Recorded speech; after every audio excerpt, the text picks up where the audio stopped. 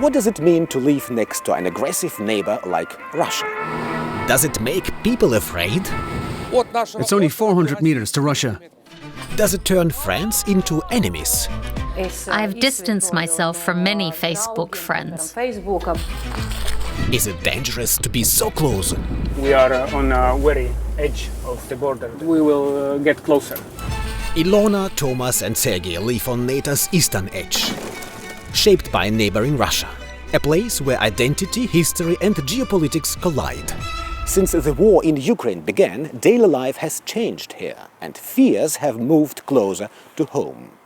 Could Estonia, Latvia and Lithuania be next? These are questions we explore in this episode of Cold Border.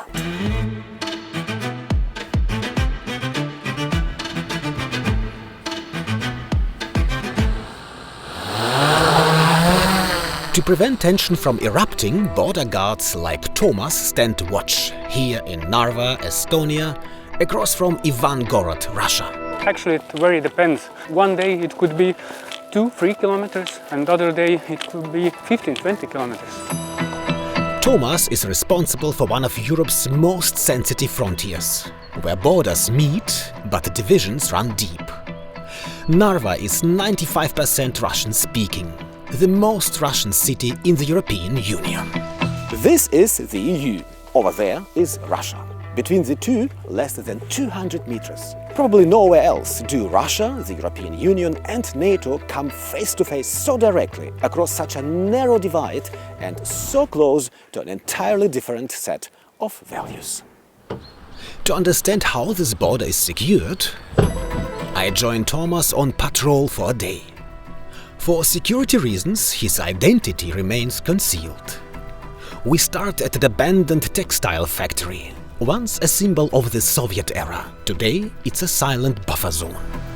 Basically, walk to Russia and be in 10 seconds there. I would name it high alertness. We are ready for really very different scenarios. We definitely hope that nothing wouldn't happen, but still, we're ready. That nothing could mean something very real, a Russian incursion. Justified, as in Donbass in 2014, by the claim of protecting ethnic Russians. Nearly half of Narva's residents are Estonian citizens, but around 30% are Russian citizens. Some 15%, mostly Russian speakers, remain stateless or have other passports. Many of them are Soviet-era migrants who never naturalized. As a result, the city is still culturally shaped by Russia.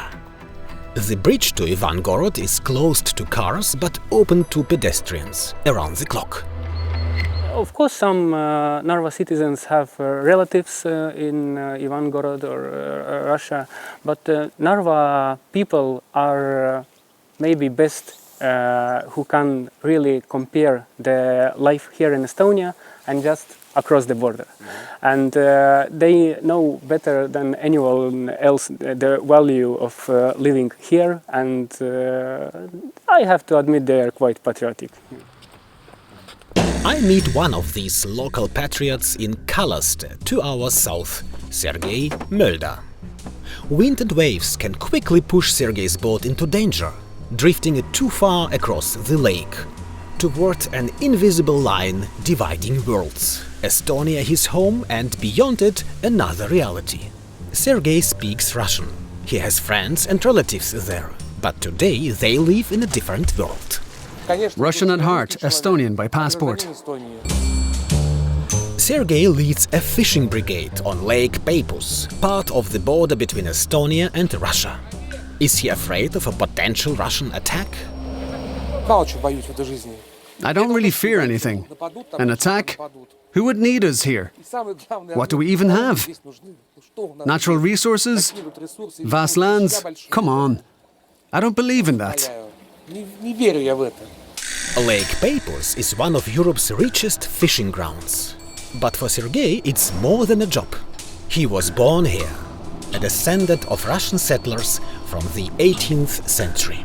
Russian is his mother tongue, but he is fully integrated. He speaks Estonian, holds an Estonian passport and loves his country. How can you not love your homeland? That wouldn't be normal.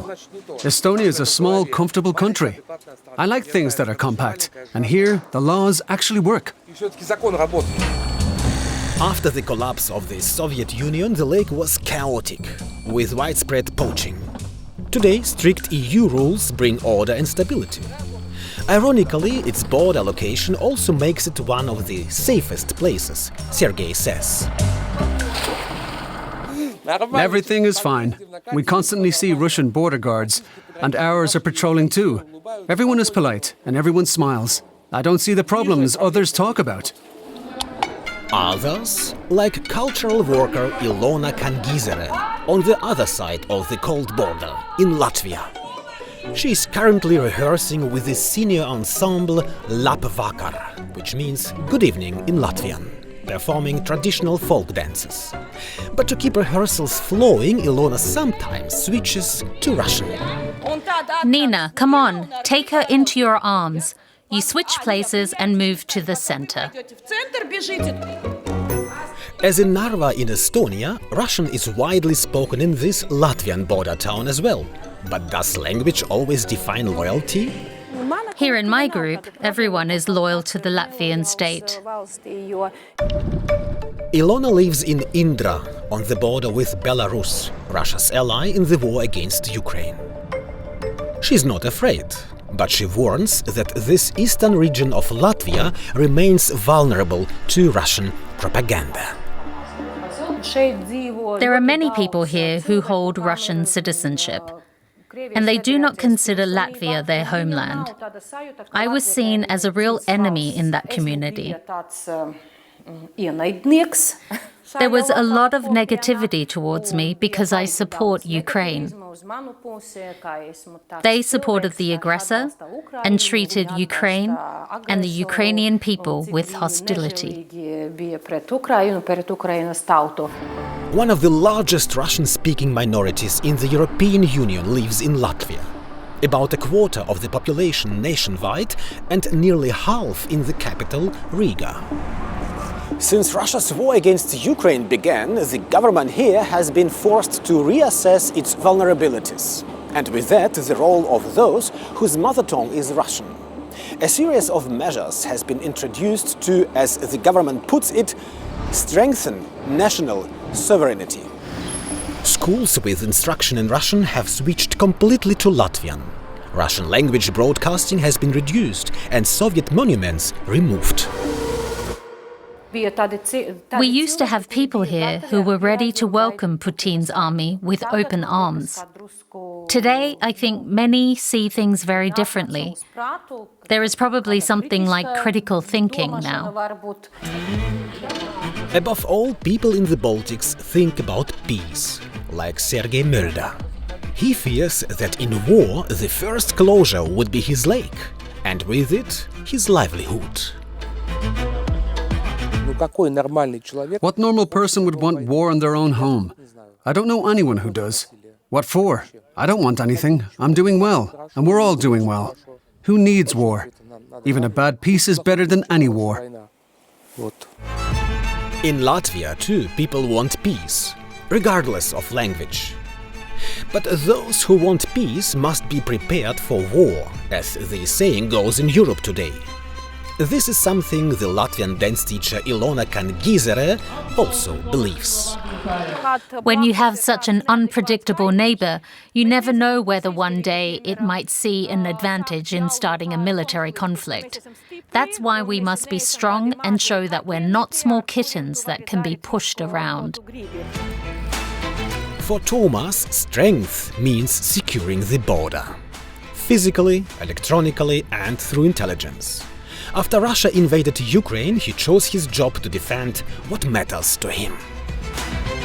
On the human level, I think that we are all human beings, and on this side, father loves his son the same way as I do. But the difference, I think, is in values that we protect. In this part of Europe, shaped by history with Russia, values are seen as especially worth defending. Here on NATO's eastern flank, borders are not something abstract. They run through rivers, lakes and everyday lives.